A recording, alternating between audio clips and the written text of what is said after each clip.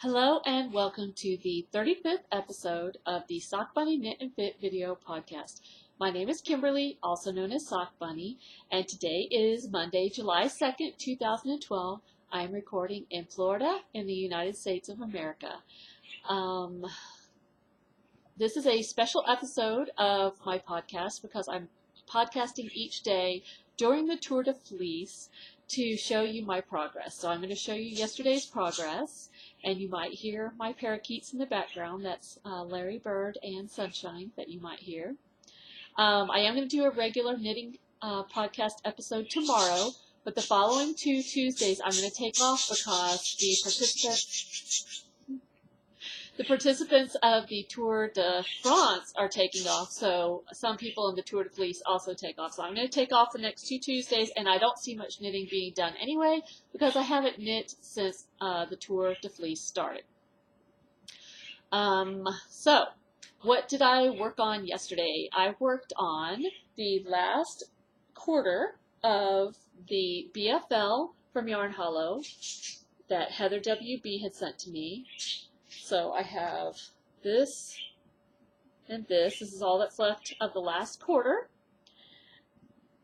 And this is a trindle, by the way, if you've never watched before. This is a trindle. It's a spindle with three little removable arms on it. And I plied the first half of that same fiber on the wheel. I did a traditional 2-ply, and I love how it turned out. So I'll be skeining this up tonight so I can see how many yards I got. So this turned into this, And I'm really, really happy with it. I can't wait to skein this up and see how it looks. I also plied the second color in the 3-color gradient that Alpaca and You sent to me. And this I did as a center pull ball. I plied it from a center pull ball, and I really love how it turned out. And I think that so far, that is my favorite way. I haven't tried chain plying yet, but I really like plying from a center pull ball. I seem to have more control over it than I do when I do a traditional 2-ply. So that's all the spinning and plying that I did. I did skein the first color in the 3-color gradient, and I got a bulky yarn, which is what I'm going for. I'm trying to make it as rustic as possible.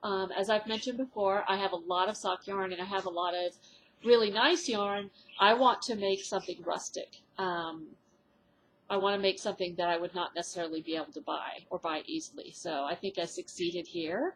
This, I believe I also did, I applied from the center pull ball. This was 38 yards. I'm really, really happy with it. So I guess that's about it. Looking at my list here. Yep, that's about it for what I got done yesterday. The rest of the day today I'll be spinning on the wheel. I think I have some sort of stomach bug, so I'm not in the mood to stand up. And usually I spin much better from a drop spindle if I stand up versus if I sit down. So I'll be spinning on the wheel the rest of the night and maybe doing, I think I'm going to try to finish up the last color in the 3-color progression, which is here. So this was the first color, this is the second, and the third color is very similar to this, but I didn't bring it over here.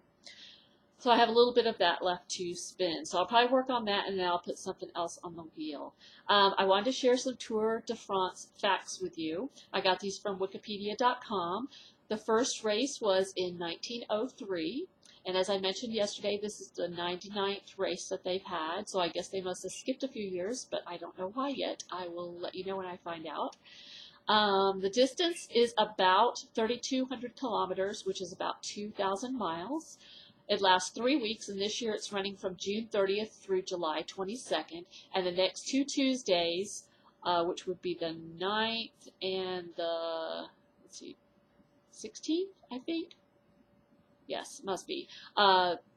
They will have rest days, and the finish line is always in Paris. So those are some little facts for you about the Tour de Fleece. The Tour de France. And that's about it. I will see you tomorrow for a regular podcast, and keep on spinning. Bye.